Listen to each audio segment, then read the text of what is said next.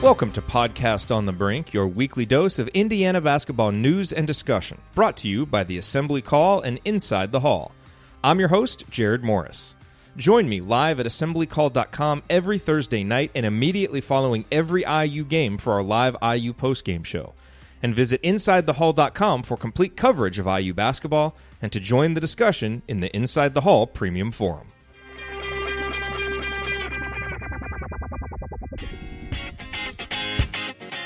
All right, this week on Podcast on the Brink, Alex, we had planned to do a mailbag. We are still going to do a mailbag, but obviously the breaking news from yesterday, from Friday, kind of trumps everything else, so we certainly have to start with that.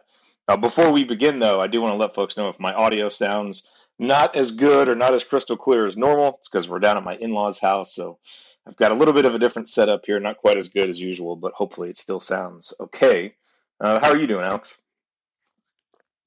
I'm doing well. 2 months now of not a lot going on, but even though we're locked down effectively still, able to go out and do a few more things than we had been recently. But the basketball, the IU news, college basketball news keeps coming in. It seems like we've been getting to the point with Cam and Dylan talking a lot about content and saying, what are we going to write this week? And then all of a sudden, Khristian Lander goes 2020 and Justin Smith transfers. So all of a sudden, there's plenty of things to write about and podcast about. You know, I mentioned to you yesterday, it's kind of a blessing in disguise that we put off this episode till today, because now if we were recorded earlier in the week, we would have missed this news. So we got something to talk about, and then obviously we'll get in. We had a lot of good questions come in on the premium forum for the mailbag, so we'll get to some of those as well. So looking forward to this episode. And also, it's been a while since we've talked, just the two of us, Jerod. So that'll be fun as well. Yeah, it is. You know, so let's talk about Justin Smith. You know, this news comes, as you mentioned, on the heels of Khristian Lander officially reclassifying. And of course, you know, immediately after that, you know, you start to see some people update their too early top 25s, and you see Bart Torvik's projections get updated. And, you know, in Torvik, Indiana went from 17 to 12. And, you know, Gary Parrish, you know, puts Indiana in his top 25, and other ones come out and have Indiana in there. I just checked Bart's site, and Indiana's now 19th once you remove, you know, what the production that Justin Smith was projected to have. And it'll be interesting to see, you know, when you look at some of the other, you know, national and Big Ten experts, you know, what they think the impact of this will be. But, you know, let's try and break that down, because, you know, Justin Smith has obviously been a polarizing player during his time at Indiana. You know, has played a lot of minutes, you know, has been obviously on some rosters that were imperfect and some teams that have not achieved the success that we all expect from Indiana. And so he's had the opportunity to play a lot, and, you know, he's produced a lot with those minutes, but he's also had, you know, some moments, some games within that, you know, that make you shake your head a little bit and wonder if he's maximizing the athletic potential that it feels like he has. But, you know, he was going to be one of two seniors on what is clearly the best roster that he would have been a part of at Indiana. And now he's not going to be here. So what is your initial reaction to Justin Grad transferring, both in terms of how you project the decision to be and play out for him as an individual, and then the impact that it's going to have on Indiana? Yeah, I mean, I want to, I guess, preface it by saying that I wasn't surprised that he decided to do this.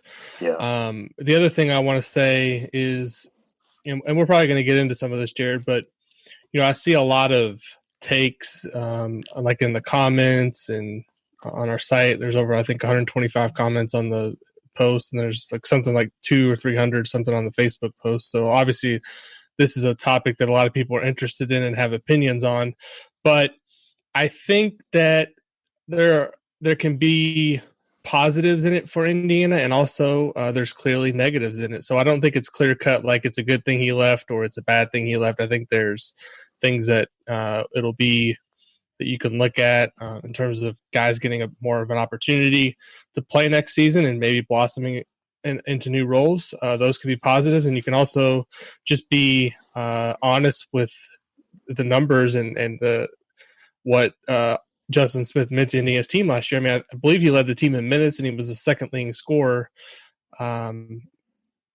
So obviously there was value to be had there from a coaching staff perspective, because you don't have a guy leading your team in minutes if you don't think he's, a player that is important to what you're doing. So, but in terms of your question, in terms of what it means for Justin, I do think there was at times, from his perspective, some frustration with how he was being utilized. When he came to Indiana, I think he was recruited as a guy, that was going to be used more as a wing player and someone that could handle the ball maybe a little bit and shoot from the perimeter. As we saw, those traits of his game never truly developed to where they needed to be able to do those things with any consistency. You never really trusted him shooting the ball from the perimeter. You never really trusted him going off the dribble. I mean, we talked many times, I thought he was best suited in a role similar to what Troy Williams, roaming the baseline and trying to get putbacks and rebounds and things like that. I think that those were his strengths offensively and getting into transition as well. But so maybe he thinks that going somewhere else is going to give him a chance to maybe change his role a little bit, how he's utilized. How that will work out, I guess remains to be seen. It's going to depend a lot on fit, from what I understand, and things can change, obviously. I think he wants to get closer to home. I looked at the distance from where he lives in the north suburbs of Chicago. I think it's about a 4 hour and 15-minute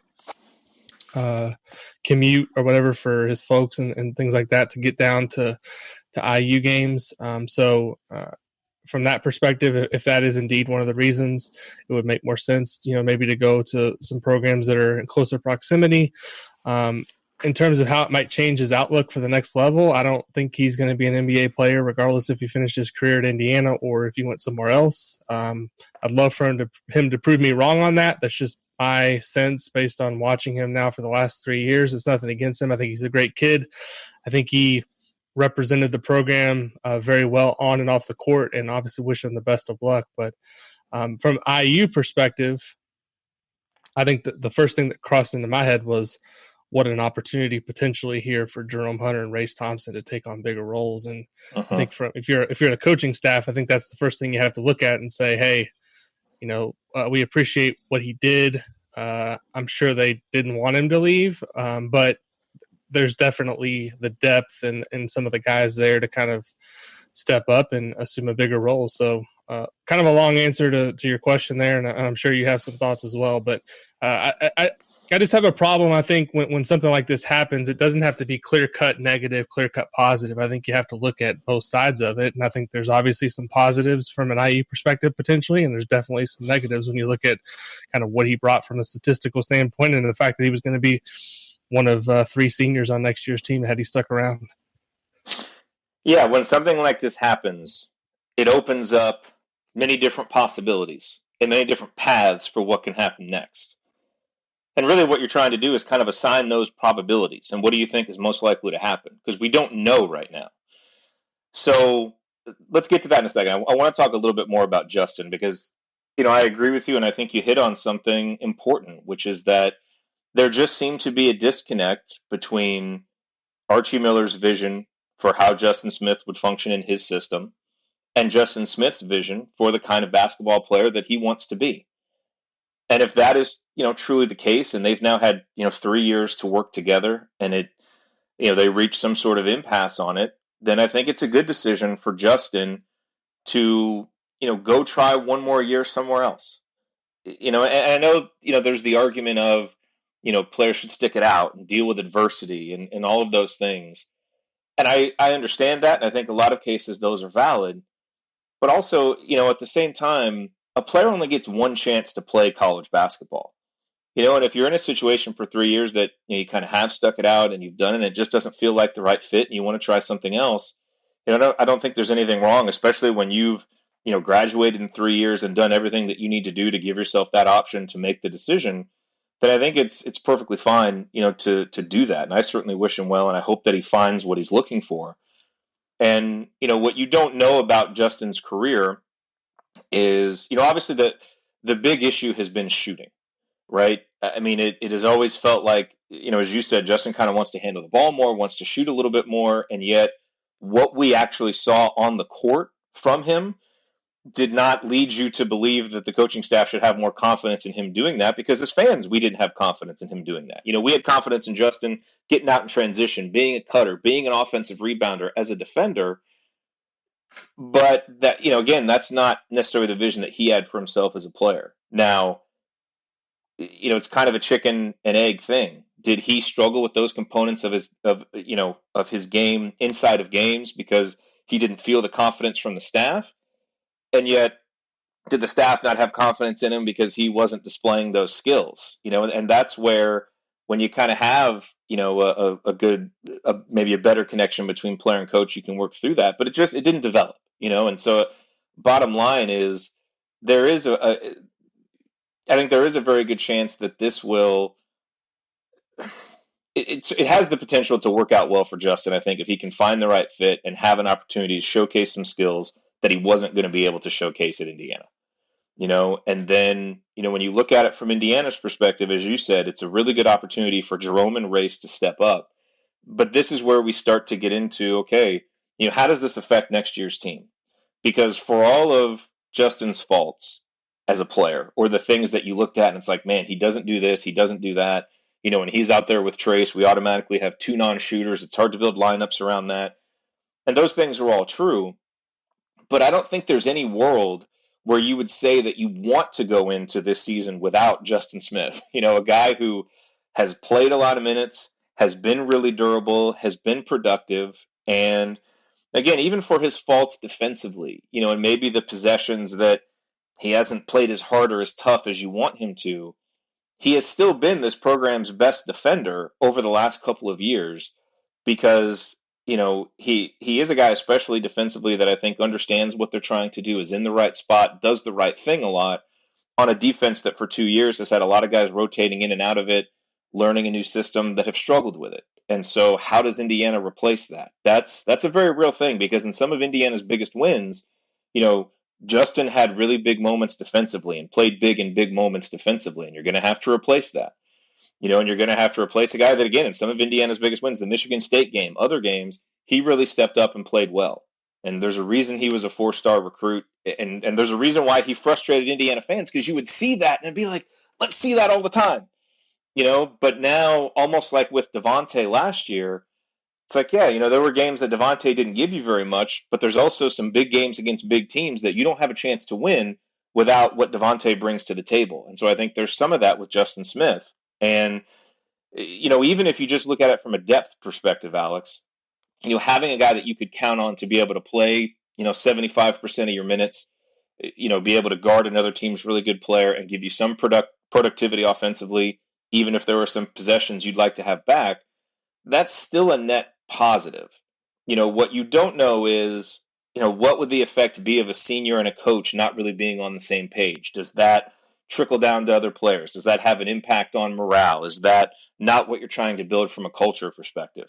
I don't know any of, I can't answer that. We're not in practice, but, there is a possibility that, that could infect things and maybe not make it as cohesive of a unit next year. So if he and Archie weren't going to be on the same page, I can see where it's a positive for them both to move on and move forward. But what I worry about now is, it's very easy to look at it and say, wow, Jerome has tantalizing talent. Race has really showed flashes of being a great player. Those guys are just going to step in, split those minutes or whatever, and off we go. But the issue is, you kind of know what you're going to get from Justin to a certain extent, at least over, the course of a season, and he's been durable and he's played those minutes. Are Jerome and Race ready for prime time? Because if they're not, if either one of those guys has injury issues, which they've obviously had in the past, if they're just not ready to be consistent, considering the amount of minutes that they've played when they get, more of a leading role, now Indiana could be in some trouble, without having Justin Smith, just to provide that depth and to provide some of the stability that he did.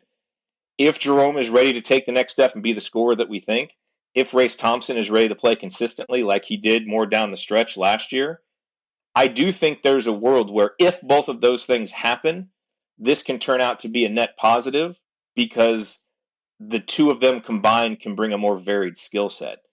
But if you look at what is more likely, we just don't have enough evidence, actual on-court evidence from those two guys, for me to fully say I expect that to happen. We're really projecting a lot based on what we thought of those guys as recruits, flashes that we've seen of them, and it's easy to get caught up in that, and I get as excited about it as the next guy because they are tantalizing possibilities.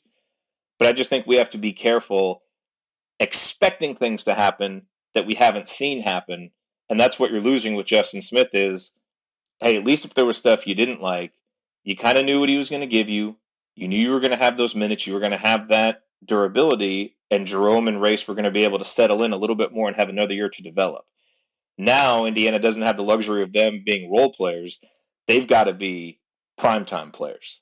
If they're ready, then this still has a chance to be a really, really good team, and you can look back on this and say, hey, this really was a win-win-win all around.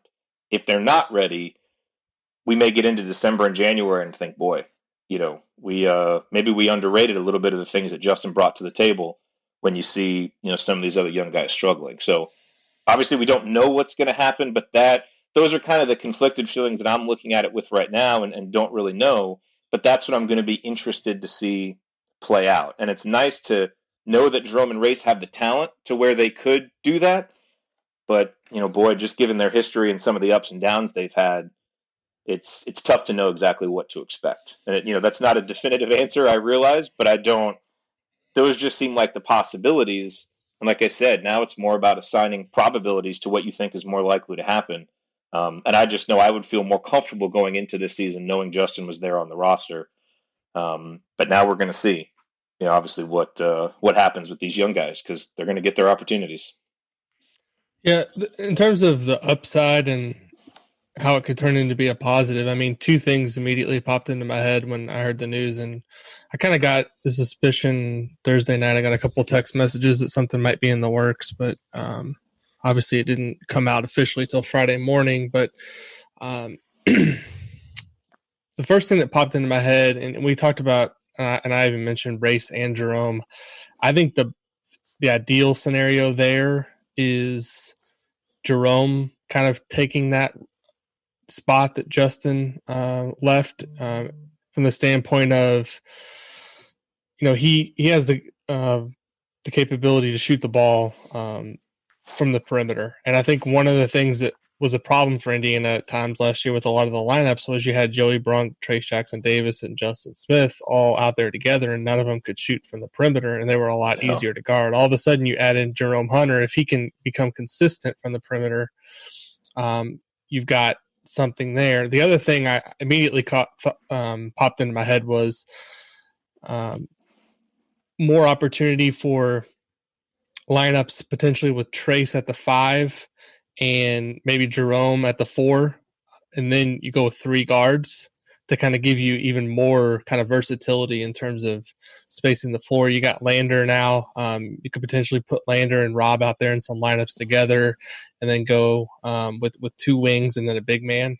So, I would like to see, Indiana's obviously got to become a better shooting team, but I think having Joey, Trace, and Justin out there together kind of limited them in terms of what they could even do from a shooting perspective and scheme. I mean, it was basically try to get the ball inside and get efficient 2s, whereas now I think, and I don't want to say having Justin out of the way, out of the mix, but I mean, I think it was expected that he was going to start if he was coming back, right? So now it kind of resets things, recalibrates the depth chart a little bit, and all of a sudden the competition's open for that spot, and maybe you see some things change, and maybe Indiana style play changes a little bit, and that could potentially be a positive out of this. So, Justin, I mean, they don't win those 2 games last season or the season before last against Michigan State without him. He had some really good defensive moments. He was obviously a pretty good athlete, just physically imposing for his position and size. But sometimes I think the thing that frustrated people the most was he just kind of lacked that aggressiveness and willingness to just kind of step on somebody's throat at times. It's kind of what you have to have. And I think that's probably one thing that maybe frustrated Archie Miller a little bit. You watch Archie Miller coach, he's ready to get out there himself and knock somebody down. And I think sometimes we didn't see that from Justin, and maybe that was part of the problem. But overall, I think you have to look at his career at IU as a positive. I mean, a lot of people like to criticize him because maybe he was a little bit more quiet than he should have been on the court, and his personality maybe wasn't on the court. He didn't show that aggression that a lot of people wanted to see. But I think hopefully he makes a good decision for him in terms of his next spot and is able to have a successful year. And also Indiana is able to kind of weather his departure and mix things up a little bit and find some positives for some other guys who can maybe step up into new roles. Yeah, look, I mean, it's, we don't need to tiptoe around it. I mean, obviously when a player transfers like this, it's clear he and his coach just weren't on the same page a lot. And you could even see that with body language on the court at times, when it would look like, Archie was trying to talk to him and Justin didn't really seem all that interested in listening at times, and so it's just that's one of those things that's incalculable. But again, could benefit both parties. And sometimes when a guy transfers, that's kind of what you hope to happen. You make great points about the offense. I think that's where people really get excited about this, thinking, okay, we get what Justin brought to the table offensively, but what he took away from the table, which is shooting, made Indiana really easy to guard. And it's true, and so if you can get, 3 or 4 shooters on the court now, it is going to open up so many things, especially if you have more playmaking talent and a healthy Rob Finney and a healthy Khristian Lander. I mean, I get excited thinking about these offensive possibilities too. The thing to remember, though, is, everything is a trade-off. So you can do all of those things, but do you feel better about the team defensively? What was Indiana, the 28th ranked defense, 26th ranked defense in adjusted efficiency nationally, 8th in raw defensive efficiency in Big Ten play. So, the defense still had steps that it could take forward, and it's going to be pretty hard to make an argument that Indiana is going to be better defensively without Justin Smith. Now, maybe if you play Trace Jackson Davis, if Race Thompson gets more minutes, and and if you're, obviously if Rob Finney is healthier throughout the season, like there certainly is a way that Indiana could be better defensively, but they were undoubtedly going to be better defensively with Justin Smith than without him. So are the offensive improvements that we project Indiana to be able to make enough to compensate for what may be, some defensive struggles, especially early in the year against a non-conference slate that really kind of stacks up to be pretty tough? It'd be nice to have Justin Smith out there anchoring your defense. Warts and all, again, he was still one of Indiana's better defenders. So that's where the questions are going to come. And I'm fascinated to see what the answers are once this team actually gets on the court. It's really nice to have a roster now that you can lose a player projected to produce as much as Justin Smith and feel good enough about the guys behind him that you can even argue whether it's a net positive or a net negative. That is, I think, is a testament to the roster that Archie has rebuilt to have that kind of depth. But to me, it's not a slam dunk either way. It presents a lot of really interesting questions that I can't wait to see answered. I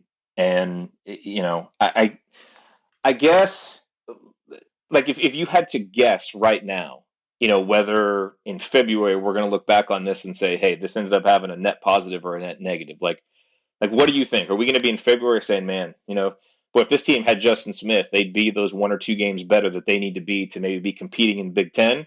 Or do you think we're going to be saying, hey, Justin would have provided some production, but him leaving allowed XYZ guy to step up and this to change, and that really proved to be beneficial for Indiana? Like, what's your gut feeling? That's tough. I would lean more to it being something that works out for Indiana, just because I haven't seen anything to suggest that over his career. Now, yes, he's gotten better as a player, but I haven't seen any evidence that he's going to take the next step. And so I think the shortcomings that he has as a player, that he's had as a player, is the last 3 years were going to be the same next season. And so assuming Jerome Hunter can stay healthy, I like his upside as a player much more than Justin Smith's. So, my gut tells me that it will work out. The only thing that gives me pause is the defensive impact, and I think that has a chance to be pretty substantial because he was a guy that, you threw him at a Lamar Stevens, you threw him at different various guys on other team that were the best front court players, the most physical guys, and you could trust him to go to battle with those guys. So I think there's obviously a drop off there, but my gut tells me that it'll work out fine. And I think it could work out fine for Justin too. I mean, I think he could, depending on where he goes, he could become maybe a 12, 13, 14 point per game scorer, a guy that gets a little bit more opportunity to have some freedom offensively. We'll see how that goes. But, since we haven't seen it at IU, I mean, we've seen production, but we haven't seen, like this guy is irreplaceable on the roster. I go more towards the side of it working out for IU. Yeah, I think the way that I fall on this, I think if you told me everybody's going to be healthy all year long, I think I'd want to roll with the roster that we have now. Again, where I worry is now you just have less depth, and I think in a season where there's just so much uncertainty just because of non-basketball stuff, because what's happening in society, and guys aren't able to work out as much, and they should be able to, obviously starting in June, to be able to get back to some of that stuff, but your off-season training hasn't been the same, and it's just so different. And just given the injury histories we've seen from some of these guys, maybe I'm irrationally worried about it, but I'm worried about the depth factor. Just in addition to the defensive stuff. So I think if I had to, kind of place a bet or say where my gut is, my gut says we're going to wish we had Justin this year and feel like he really would have helped us win a couple of more games. But I think 2 years from now, when, now Jerome and Race have had more minutes to play and you've opened the door for some of these young guys to get more minutes. I feel like 2 years from now, we may say, hey, that hurt us a little bit last year, but look at how much it allowed these guys to progress, and they're even better now. So I think there's a clear argument for why this benefits the program in 2 years, because these guys get more development, over a senior who obviously this is his last season, and, who clearly had ideas about how he wanted to be used that weren't going to fit, and that was going to be problematic probably. But I think it's more likely that we see it as a benefit in 2 years than we see it this year. I hope I'm wrong on that, obviously. But I just have worries about guys being able to stay on the court consistently that we need to count on that haven't been able to do that yet during their time at IU. So that's kind of where I am with it. And I hope I'm wrong on that. But I mean, the other thing you have to take under consideration here is if he had any doubt as to whether or not, even 1% doubt Indiana was the right place for him, from a team and program perspective, that's not a guy you want around, right? I mean, you want guys that are 110% bought in. If he wasn't happy with his role and he wasn't happy with how he was being utilized, then, it's probably best that he moves on. And that's not to say that you don't want him to stay, but I don't think as a coach you want to continue fighting a battle with a guy on how they're utilized. And this is all speculation. I have no idea if that was an issue consistently or anything like that. I'm just saying that if he wasn't 100%, 110% bought into kind of what they wanted him to do and how he was going to be utilized, then it's best for, I think, everybody that he moves on. So that's another thing that kind of has to be a part of this conversation too. I mean, you can say that, hey, it's unfortunate that he left, but at the same time, if he wasn't going to be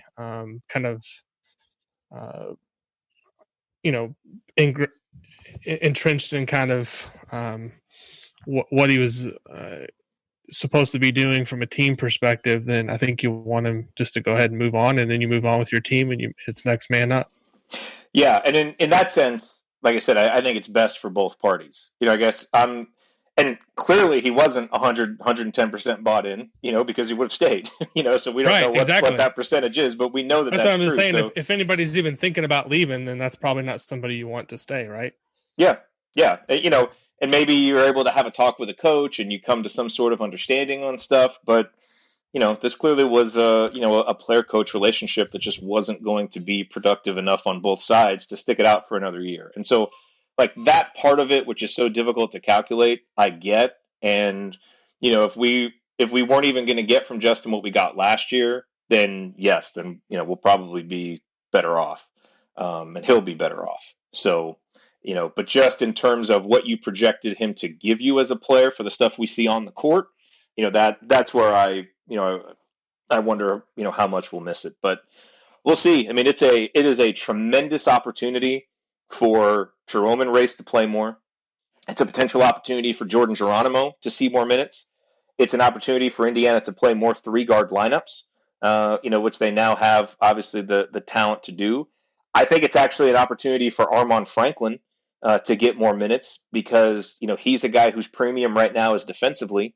And without Justin Smith, you might be looking for a guy who gives you a little bit more defense out there. And so if Armand's three-point shot comes around and you combine that with his defense, I think there's a chance, and he's not a guy that gets talked about a lot, but I think there's a chance this opens up some minutes for him. Even though he plays a different position and guards different guys than Justin Smith, there may be more of a premium on getting defensive guys out there with Smith gone. So it's really interesting. It makes putting rosters and lineups together a lot less certain, which, to me, it kind of felt like it was pretty obvious what was going to happen with lineups. And now it feels totally up in the air. And, that's got to be exciting for some of these guys when it comes to, getting back on the court for practice. And probably to a certain extent exciting for Archie Miller in the sense of, okay, this thing with Justin Smith, we're moving on from it. At least we know what the future holds. And these are all, now outside of Al Durham, these are all guys that I've recruited, that I've really had a vision for. And let's put this together and let's move forward with what this program is going to look like more for the future. With young guys that are going to be here beyond the next year or two. So it's it's not devastating by any means. And it opens up a lot of questions that could have really exciting answers if things go the right way. Let's look at these questions. Did we get any other questions about Justin Smith that we haven't answered yet? I think we've pretty much hit them, right? Yeah. There's some other good ones in here. Some that I actually don't want to think about, including the first one on the list. But yeah. Hey, one thing I want to say, because I had a bunch of people message me about this. I know someone posted something about, Justin Smith told his teammates he was leaving regardless of what happens. Like, I have no idea if that happened. And he very well may have said that before the season started. But who cares? Like, right. People say things all the time. People say things all the time. That doesn't mean maybe he even believed it in the moment. But, you go through a whole season. He still had to graduate. He had, a postseason meeting with Archie Miller. Like, nothing was set in stone. So, that's one of those things that, you can, because of what happened, you can look back on it and say, oh, well, this was going to happen all along. But I do not for a second believe that even if he said that before the season, that, that it was like official or anything like that. I mean, obviously that's what turned out to happen, but there was a lot that happened in between there. So I'm not saying that it's misreported because he probably did say that. I'm just saying it doesn't matter because so much happened between then and the end of the season and now that affected it. So anyway, right. I think that, like, one of the things, as you talked about that, like, I immediately thought of The Last Dance and watching kind of all the things that those Bulls teams went through. And, I mean, that happens in all of sports, right? Teams go through different things behind the scenes that we never see, and things are said, things are done that we never find out about. And in the end, not a whole lot matters besides wins and losses, right? I mean, you do your best to try to win games, and regardless of what Justin Smith may or not been thinking, regardless of what he did or did not say, like, the reality is in this moment, he's not on the team anymore. He's left. He's made his decision. And from IU's perspective, he has to move on. Whether or not he said that or not, what does it matter at this point? So I agree with you 100%. Yeah. All right, let's dive into some of these other questions here. Let's start with the one from Crean Faithful, because it was obviously a big topic of conversation before this and could be affected by this. What's your prediction on Khristian Lander's role in minutes? I don't have a prediction on minutes. I mean, that's just hard to say. But I've kind of said from the beginning that I thought he would come off the bench. Maybe now with Smith leaving, that opens up the possibility that you go with two point guards playing together. But he's obviously going to have a significant role. I mean, he's a 5-star player. He's a talented guy that's coming in. I mean, you don't reclass up a year as a top 25 kid and expect to come sit on the bench. But just like any other, I mean, he's going to be young for a freshman. There's going to be bumps in the road, but I would expect him to be absolutely a guy that's in contention for a spot in the starting lineup now that there's a spot open for grabs. And if he's not starting, he's going to be one of the first guys off the bench and a guy that brings playmaking ability, brings shooting from the perimeter. He's going to have to defend at a level that's, deemed acceptable by the coaching staff to be able to stay on the floor consistently. But it's going to be an important summer and fall for him to get ready. And I think he's going to come in with the right mindset and hope to make an impact right away. But in terms of minutes, I mean, that's really hard to – I mean, I've been asked before in the preseason to divide up to 200 minutes, and I'd hate to go back and look how I did in any of those predictions because it probably wasn't very good. Yeah, if you look at Torvik, he's got Lander projected at 63% of minutes played, a usage at 21%. And that's not Bart pulling numbers out of his head. He's obviously got an algorithm for incoming freshmen based on, where they were ranked, position they play, all that stuff. So he's just basing that on historical precedent. And obviously there's not as much of a precedent for, a freshman point guard reclassifying up. That hasn't happened a ton. It happened with Ashton Hagans at Kentucky. And he played, I think, 29 minutes a game his freshman year. DJ Carton last year, who didn't reclassify, but was ranked right around a similar place Lander was, maybe a few steps below. He was playing 24 minutes a game before he left Ohio State, and was very up and down. I tend to agree. I mean, Lander's going to play, and he's going to play more than half the minutes. Like I don't see a world that Khristian Lander isn't playing at least 50% of the minutes. Because he probably steps into that locker room right now and is your best playmaker. I mean, Rob Finney is a good, solid point guard, but he's not as dynamic as Khristian Lander. Now, Rob's going to be more consistent. He's going to be more steady. I think he's going to be the guy that, you want the ball in his hands. You want him as that steadying influence. But, Khristian Lander has the opportunity to just kind of pour kerosene on the offense. And especially when the two of them play together, Archie wants to push the ball. And, with the other guys that are, going to be out there on the court, I mean, outside of, really Joey Brunk, you've got a lot of guys who can run the court, who can, Al Durham has been a guy who has been really good in transition as a shooter. So, I mean, you're going to be able to do a lot of things. And I agree with you that the defense is really going to determine how high those minutes go. So if he ends up playing 63% of minutes, which I think is probably a little bit aggressive, that means that defensively he probably came along. Is he going to be able to do that without the full kind of off-season strength program that you would go through and some of those things? That is obviously the big concern, is just physically, how does he match up? Mentally, how does he deal with the grind of the inevitable ups and downs, not being the best player on the court at all times? Those can be difficult things for freshmen to adjust to. I don't know. We don't know enough about Khristian Lander's mentality to know how he'll adjust to that stuff. But I think at a minimum, he's playing 50% of the minutes. I won't be surprised. I won't be shocked if he, hits that projection of 63%. Certainly by the end of the year. I think early in the year, with some of the ups and downs, and especially how tough the schedule is, you could see those minutes fluctuate a decent amount. But I think in the ideal world, by the end of the year, he's probably playing 60 to 62% of the minutes for Indiana. And helping to lead an offense that is much more dynamic than we've ever seen from Archie Miller at IU. Even if the defense isn't quite as good as what we would have expected in year 4. Because if you're taking away your fourth-year senior who was your best defensive player and you're going to be playing a reclassifying freshman, a lot of minutes, like defensively you're going to have some trade-offs there. But he's such a dynamic offensive player that it might be worth making. And, he's going to play a lot. There's no question about that. So.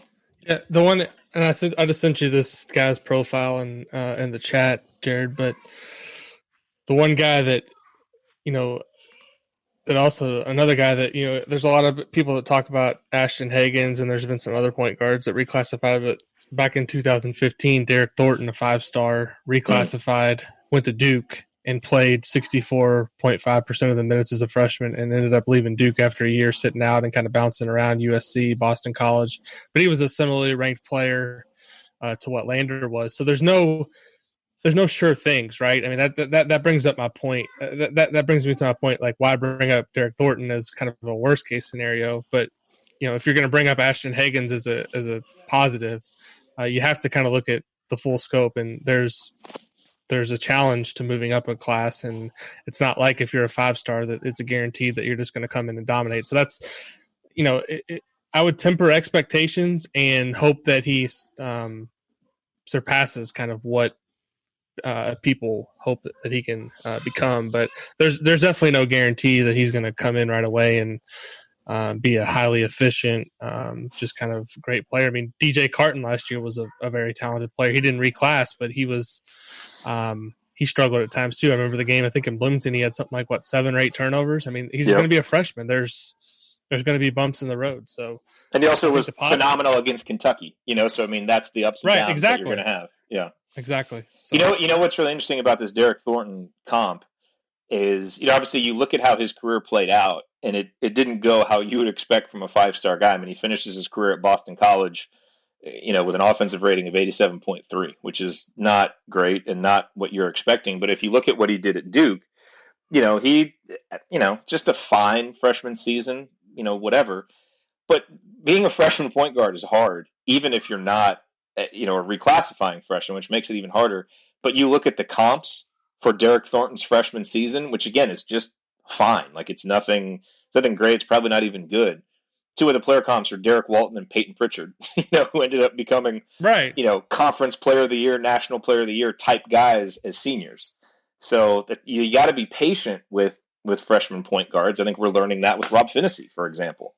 And I think the best thing that could happen for Khristian Lander is for Rob Finney to really take the next step as a junior and become that above average, accountable, game in, game out guy that you can really rely on, so that, Khristian Lander has some freedom to just come in and be a playmaker and do what he does best, while Rob Finney kind of handles the heavy lifting. And I think when Rob's at his best, we've seen that from him. We just want to see it consistently from him. And then you've got Al Durham basically being the guy who's there to make shots, who's going to get to the free throw line. When it comes to clutch moments, that Rob and Al have already shown that they're willing to take those shots.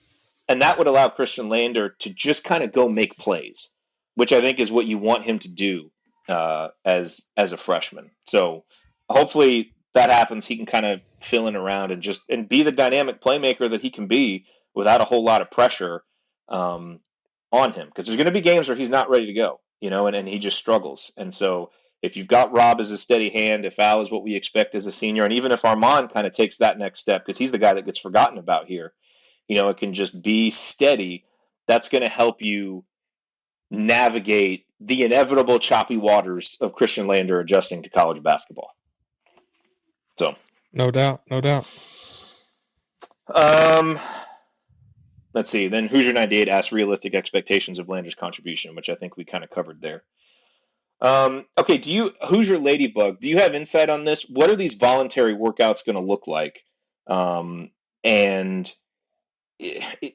who all is expected to participate? For those who don't know, and correct me if I'm wrong here, the NCAA basically lifted the moratorium on workouts on campus that was in place through June 1st. So on June 1st, basketball players, football players, women's basketball players will be able to work out voluntarily on campus. And I think part of the reason why they did this is because states are obviously lifting restrictions. Gyms are allowed to be open. Players were going to start going to gyms. So I think, kind of the universities and the teams are like, well, let's at least let them work out here where, we know that there's better facilities, just a more controlled environment. But it seemed like the NCAA really emphasized the voluntary part. Like, this can't be organized by coaches. Results can't even be reported to coaches, I don't think. Right. And then Indiana obviously came out with their own, their plan for how they're going to kind of reopen campus.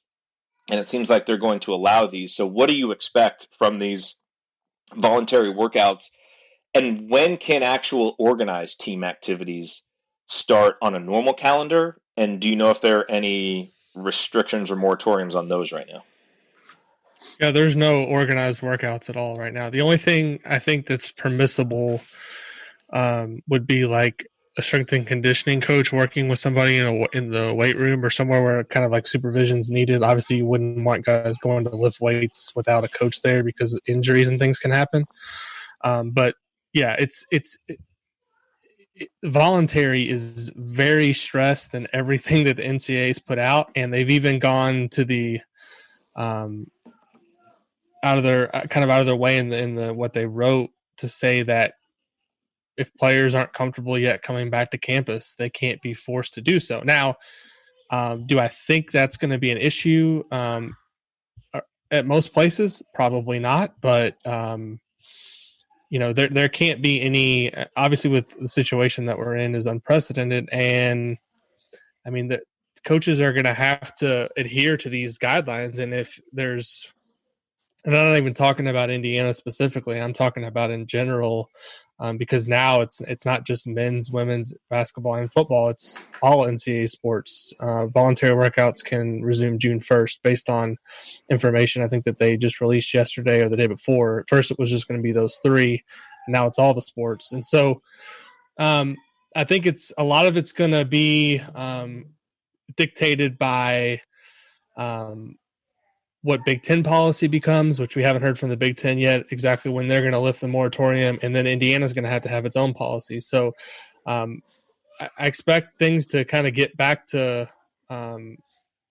happening again in Cook Hall and at various other sports at IU. We don't know exactly what it's going to look like, but it's not going to look like a normal offseason where you can work in small groups and you can have coaches on the court with guys during the summer. That's just not going to be the case, at least through the month of June. So there's an adjustment that's going to happen there, and it's going to have to be, as much as it drives coaches mad to not have control. They're going to have to kind of ease off and kind of let guys find their own way. And the hope there is that everyone kind of is on the same level playing field and people adhere to the guidelines, because I think it's really important that they do so. But in terms of what it's going to look like, I mean, I think it's probably going to be a lot of pickup and individual skill work.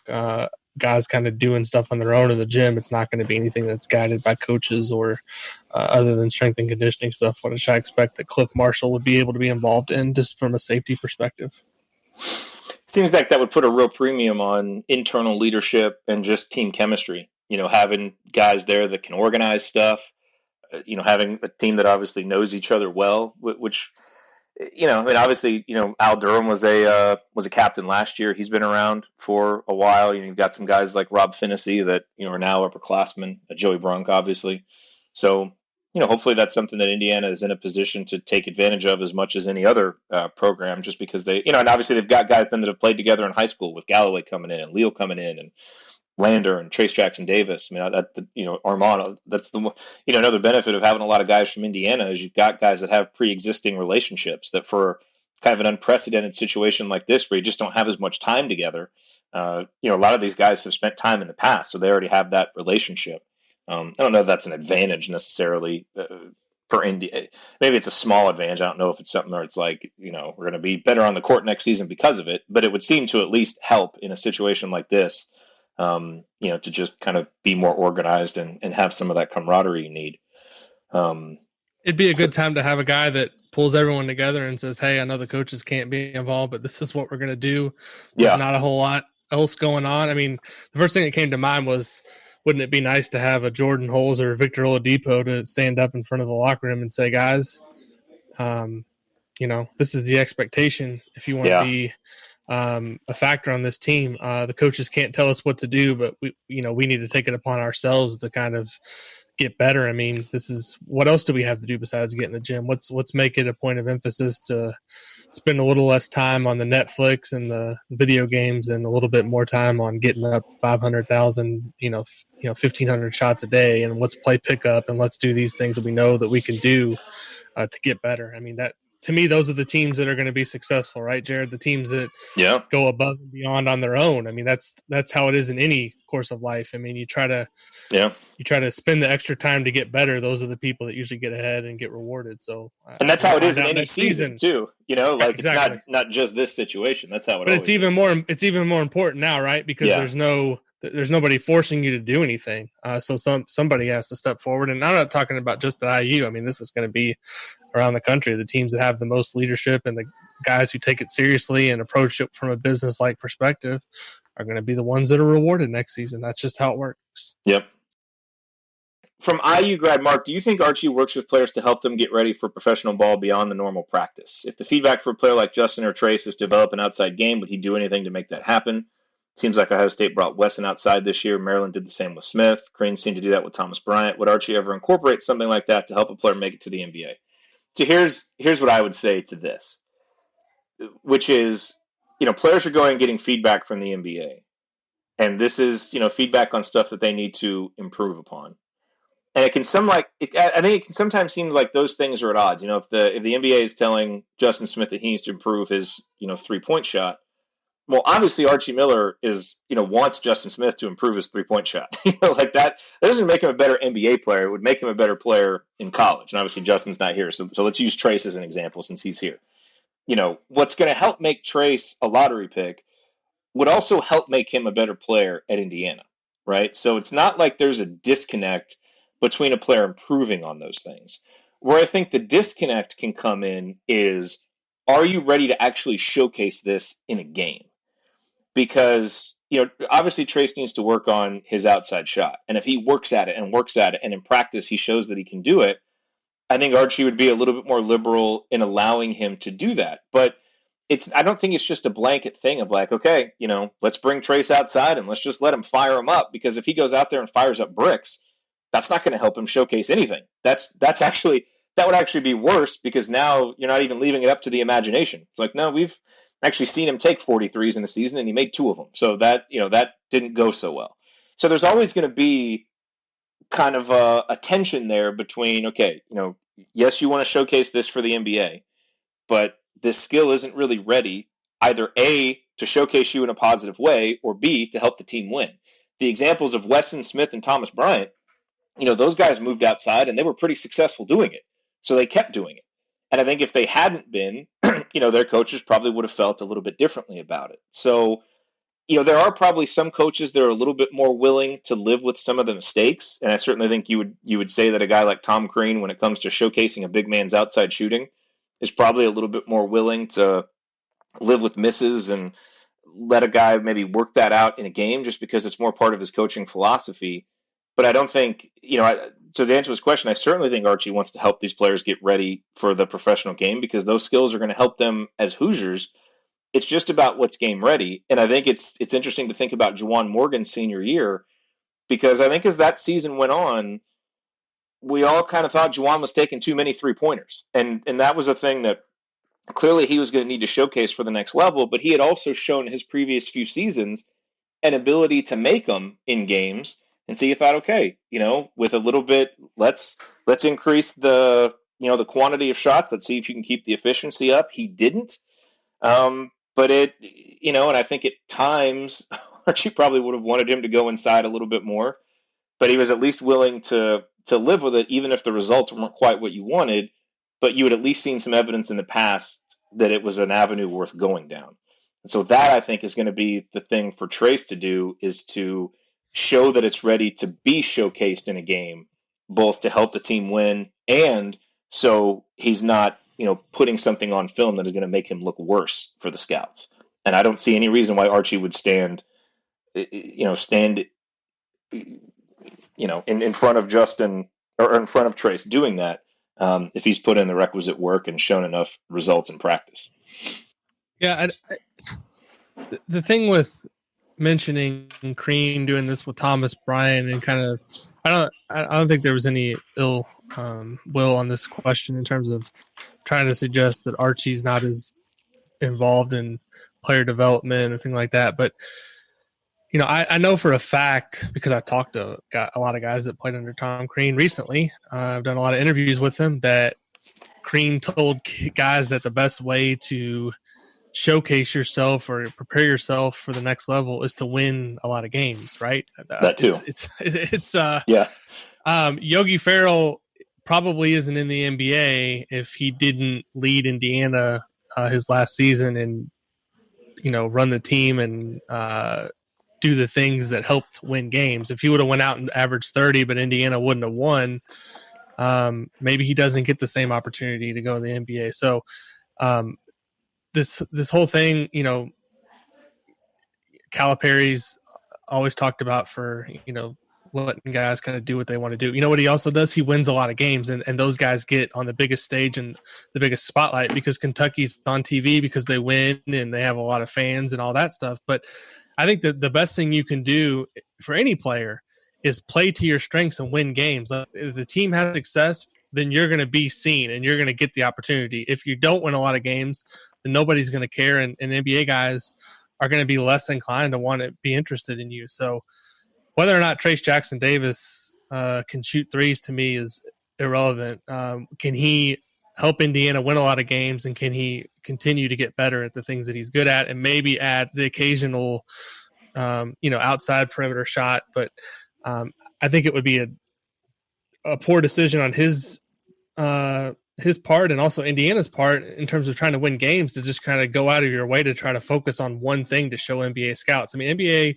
people care about, can you help us win games, right? That's how coaches make their money. That's how guys get contracts. That's how owners make money. I mean, everybody, you win games. And so it's the same at any level. You go out there and try to win. And to me, that's the most important thing. And in terms of what Archie does outside of practice, I think a lot of people forget, like, there's a limit as to what you can do, right? I mean, it's not like Archie can be with a guy 15 hours a day and work on him. Like, there's practice limits, right? Like right now they can't work with him at all because of the moratorium. But even in a regular off season, there's only so many hours you can work with guys. And so I think some of that stuff just gets overblown. A lot of it is, Victor Oladipo and Dwayne Wade were obviously talented players, and Tom Crean deserves a lot of credit for helping develop them, but they also deserve credit for putting in the time, right? It's not like they only got to where they are because Tom Crean coached them.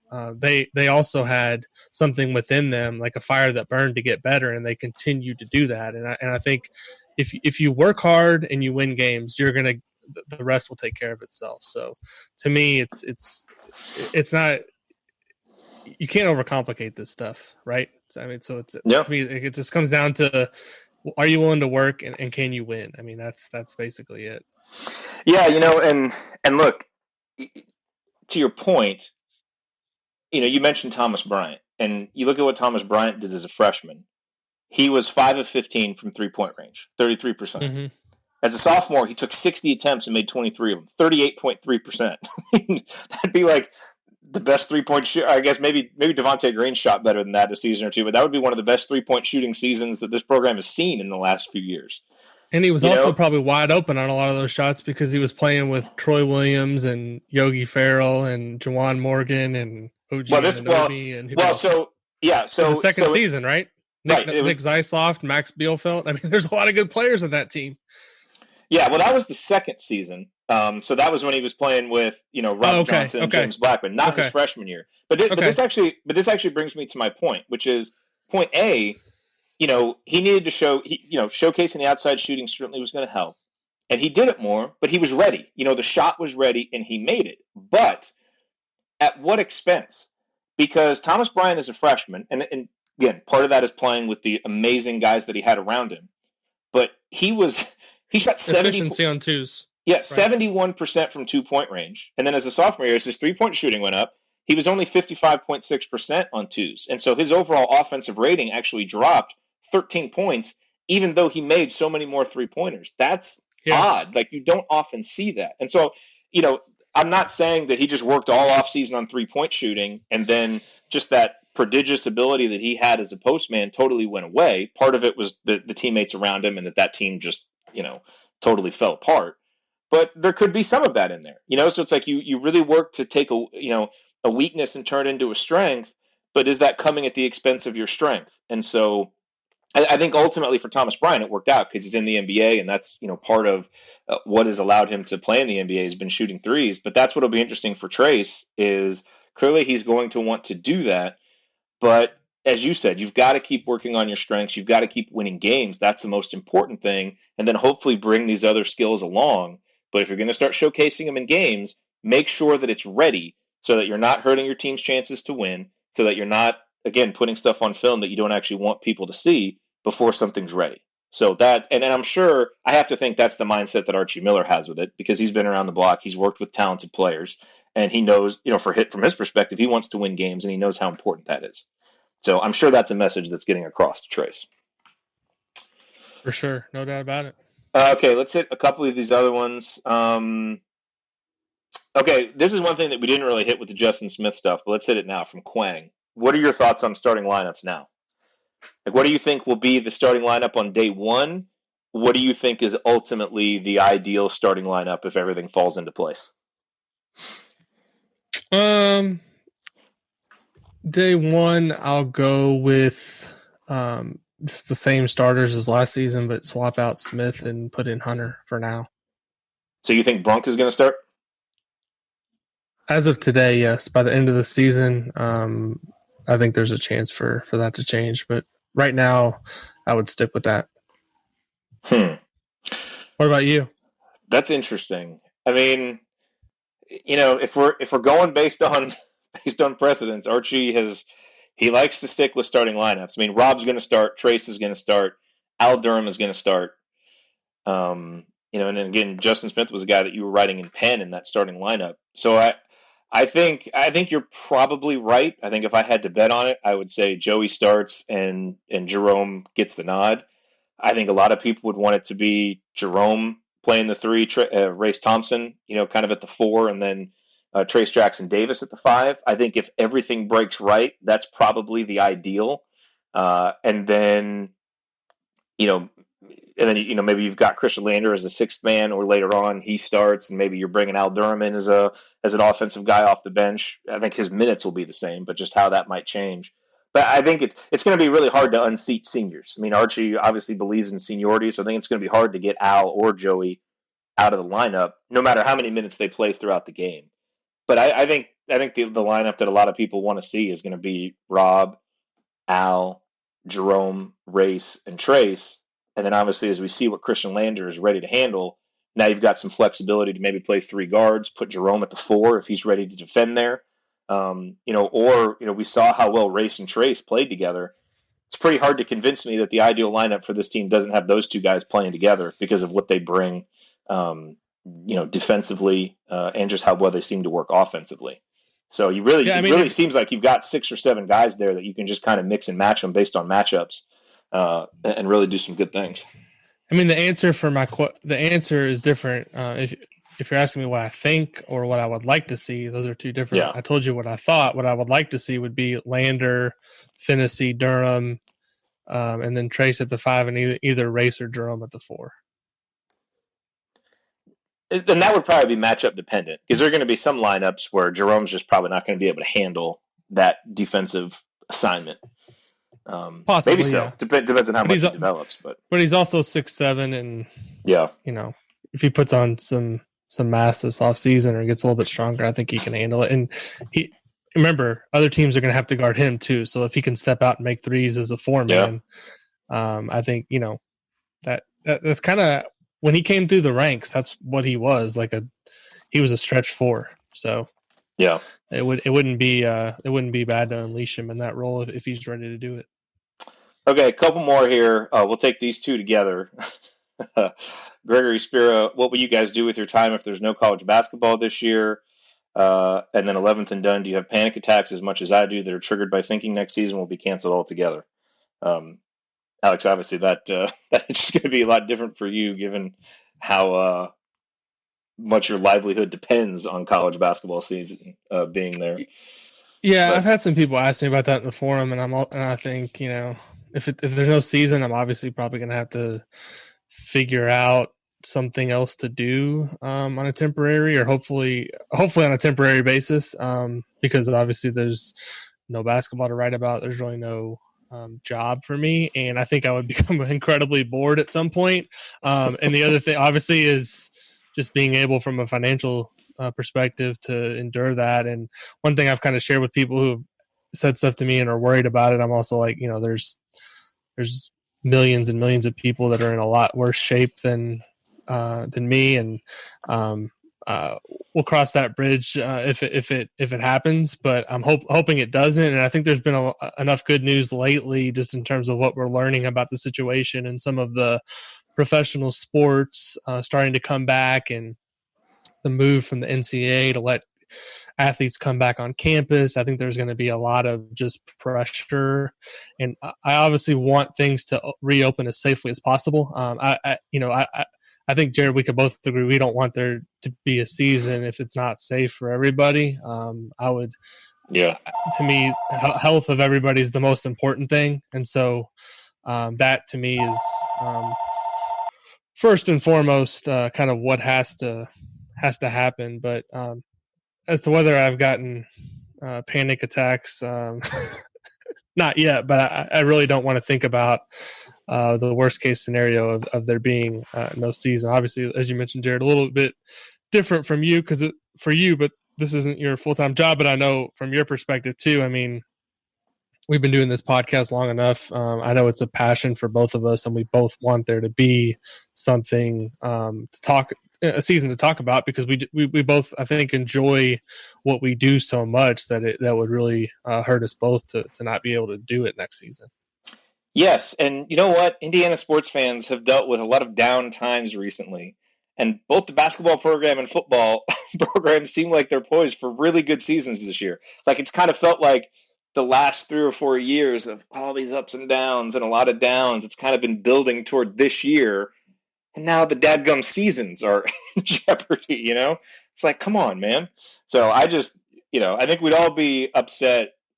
We all want to reopen safely and all that stuff. We don't want to put people in danger. That underlines everything. But I think just as Indiana fans, when you see how fun both the football and basketball programs seem like they're shaping up to be, just the talent, the personalities, the cohesion, the experience, two relatively new coaches, now in third and fourth seasons, kind of getting their feet under them.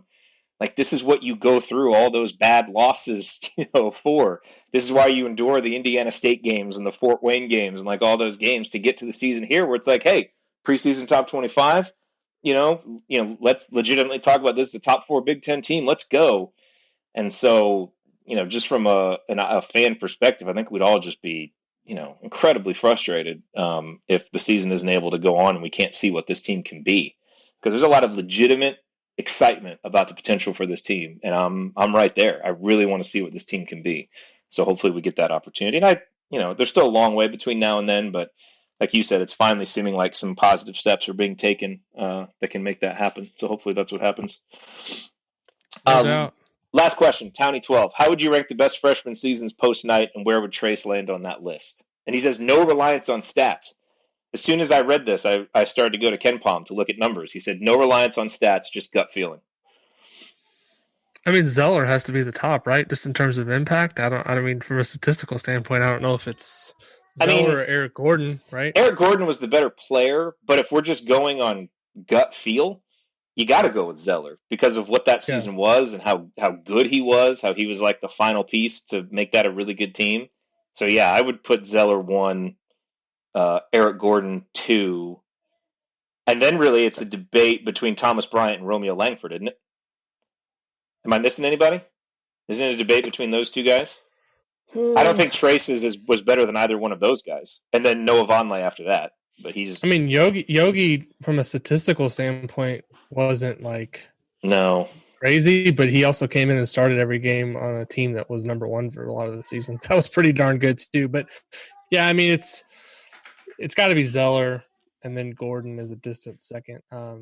Where would you go then between Bryant and Romeo? I would go Bryant pretty clear third. Yeah, even though Romeo was great, but it just, again, if we're going gut feel, I mean, he had some huge moments in really big games, and we didn't really get to see Romeo in big moments late in the season. But, Yeah, I mean, the interesting thing to me, like, that kind of tells me it's Zeller, clear cut.